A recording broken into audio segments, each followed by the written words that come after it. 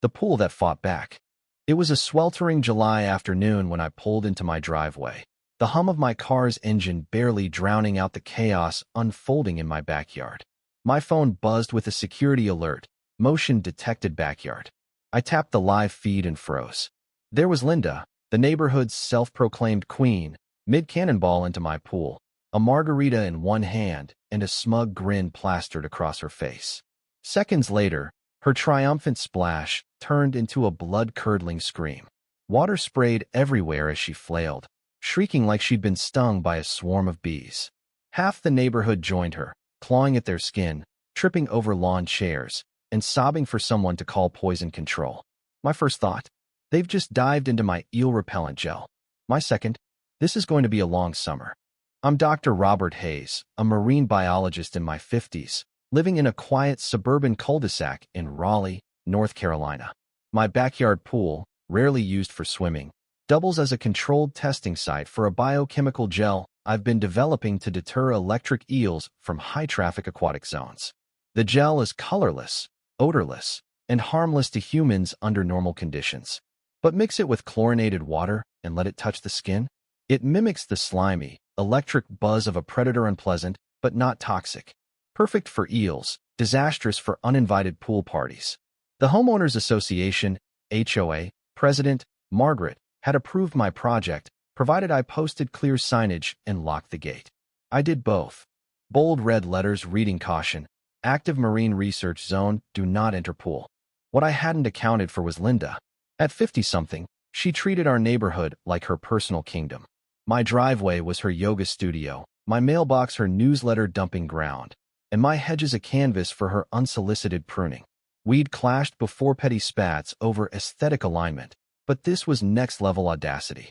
I'd been away at a marine biology conference in Charleston for 3 days, my home secured, cameras live. Yet Linda saw my absence as an open invitation. According to neighbors, she'd announced at an HOA meeting that she'd host the annual Neighborhood Unity Bash. When asked where, she waved a hand and said, "I've got a friend's place lined up." That friend was me, and her arrangements involved bolt cutters, ripped-down signs, and a pop-up party complete with tiki torches, a buffet, and a teen DJ blasting 80s hits. The chaos unfolded the moment she hit the water. She didn't just scream, she dragged 2 guests back in with her. A man in neon shorts slipped, scaling the pool wall, toppling a cooler of spritzers. A woman face-planted into my petunias. Kids wailed, adults shouted, and Linda accused me of sabotage. I arrived to find her red-faced, dripping, and yelling, "What did you do to us?" I stepped onto the patio, phone recording, and said calmly, "This is a research pool, Linda. You broke in, ignored the signs, and jumped into eel repellent gel. Get out unless you're a South American freshwater creature." Her jaw twitched, but she stormed off, ranting about lawsuits. The guests slunk away, muttering apologies, their skin tingling like they'd bathed in menthol. One whispered, "Worst pool ever." What was that? I replied, "Science." By nightfall, my yard was a wreck, cups floating, sandals scattered, inflatable dolphins bobbing like shell-shock survivors. I drained the pool, filed reports with the HOA and police, and submitted security footage of Linda snipping the gate's zip tie. The HOA had tolerated her for years, but this was different. My video spread like wildfire in the neighborhood group chat, dubbed Pulpocalypse. Messages pinged. "Did you see her face?" And, "I thought that was a fish pond." Linda's reign was cracking, but she wasn't done. She was just warming up for war.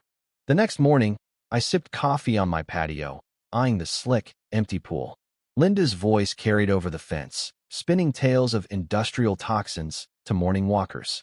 She sported a theatrical arm bandage, claiming I'd booby-trapped a public pool. By noon, she was door-to-door with flyers headlined, "What's in your neighbor's pool?" A blurry party photo cropped to hide her involvement, listing fake chemicals like neuroslic acid and symptoms like chronic skin flipping. Neighbors brought me copies, alarmed. I showed them my permits and explained the gel. Most relaxed, a retired chemistry teacher chuckled. "She thinks fish food is nerve gas." Linda's lies grew wilder. She claimed I'd targeted her over a hedge-trimming dispute, then accused me of endangering kids. I pushed back at an HOA emergency meeting, armed with a folder of evidence, permits, emails, photos of intact signs, and footage of Linda's break-in. She arrived late, in a neck brace and sunglasses, demanding my pool be condemned. I handed out packets, letting the proof speak. The room fell silent as the board reviewed. Linda sputtered, claiming the video was fake and she had community spirit permission. Margaret, the HOA president, cut her off. You trespassed, destroyed signs, and created a liability. Linda stormed out, vowing legal revenge. She didn't stop. She filed a city complaint alleging biohazards. Inspectors arrived, but one recognized me from a symposium and laughed off the sci-fi report. Linda filmed from her window, deflating when they left with a thumbs up. She launched a Facebook group, Safe Pools Now, posting memes and a jellyfish photo captioned, "Breeding next door." Neighbors mocked her. Godzilla's in there too. Still, she stuffed my mailbox with FDA printouts, circled in red with "Explain this" scrawled across. I'd had enough. I planned science in the suburbs, a community event to debunk her lies. Flyers promised demos, snacks, and facts.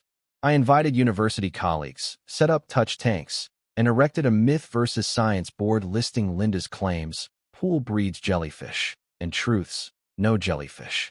Not the ocean. 40 people came: kids, parents, even party survivors. My colleague Dr. Patel showed how the gel fizzed with currents, safe but eel-repelling. Kids squealed. One whispered, "I want to be a fish scientist."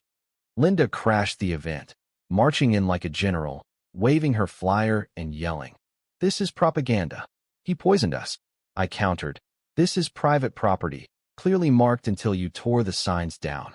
Dr. Patel added, "The pool was only hazardous to uninvited divers, like whoever dumped leaves in it last night." Laughter rippled as I mentioned the hooded figure on my camera. Linda snapped, "I don't sneak around," and stormed out. The crowd's chuckles sealed her defeat. She didn't quit. Her son and 2 teens were caught on camera pouring bleach into my kiddie pool off felony. I filed a police report. Linda screamed I'd traumatized her kid, but I held up the report. Trespassing and vandalism went too far. Her face paled. She retreated. The HOA fined her, banned her from events, and her petition to rezone my property flopped as neighbors gossiped about Bleachgate.